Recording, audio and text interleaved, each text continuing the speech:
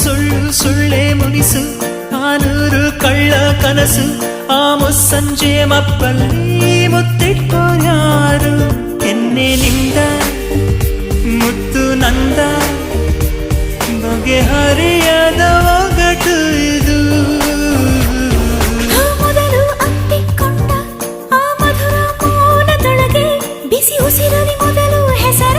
ಬೆಸಗುತ್ತಿದ್ಯಾರು ಈ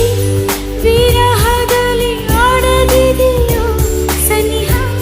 ಸನಿಹದಲ್ಲಿ ಯಾಕಿದೆ ವಿರಹ ಹೇಳುವೆಯ ಒಂದೊಂದೇ ಬಚ್ಚಿಟ್ಟ ಮಾತು ಒಂದೊಂದಾಗಿ ಕೂಡಿಟ್ಟ ಕವನ ನನ್ನಿಂದ